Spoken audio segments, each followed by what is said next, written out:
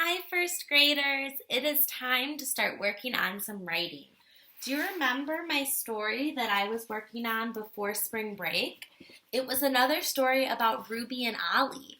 Have you been using the same characters in all of your stories? Did anybody make a series?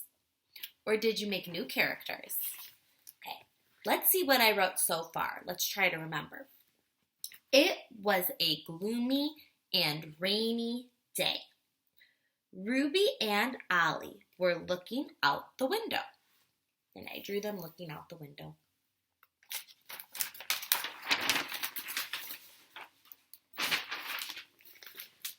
Then remember, I wanted to put dialogue in my story. That is the fancy word that means your characters are talking. And you can show dialogue by using these quotation marks around the words the character is saying, or you can add speech bubbles, or you can do both. I'm bored, said Ruby. There is nothing to do. Ollie said, bark, bark. Then I put, there is nothing to do. Bark, bark. So that was my problem in my story, was that they were bored because it was rainy outside and they had nothing to do. So let's see how I'm going to solve my problem. I don't want to solve it right away because that would be so boring and my story would be over so fast. So I'm going to really stretch it out and my characters are going to try a couple of different things, a couple different ways until they can solve their problem.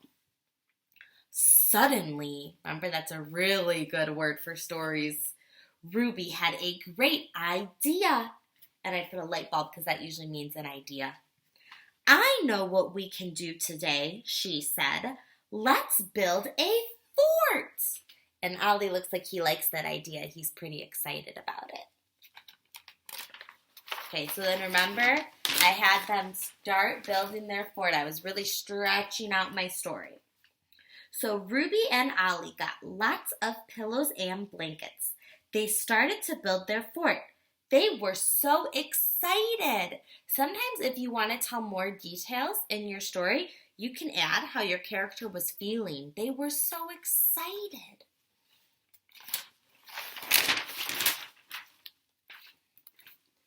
Oh no! The fort would not stay up.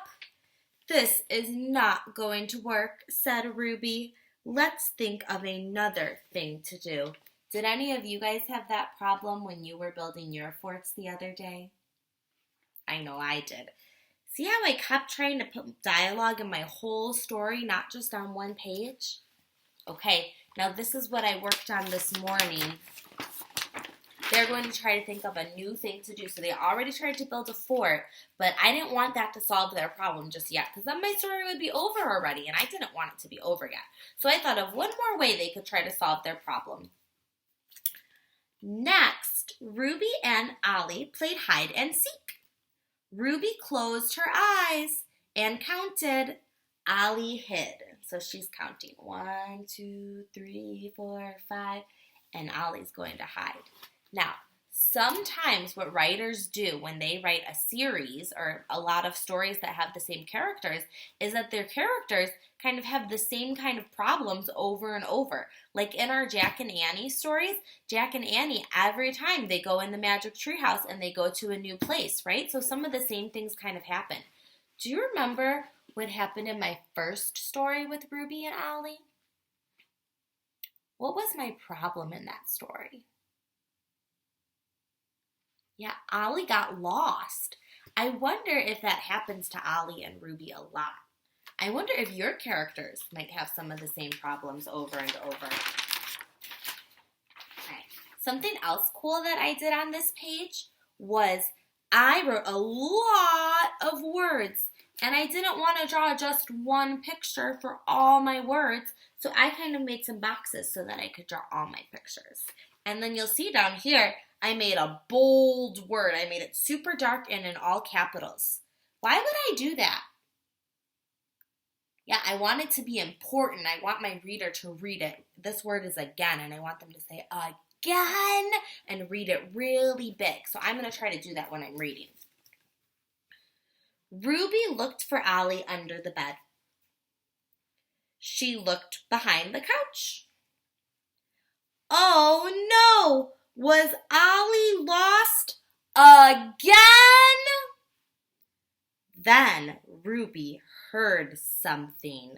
Dot, dot, dot. Did you put any dots in your stories to make them so suspenseful so your reader had to know what happened next? What do you think that she hears? Where is Ollie?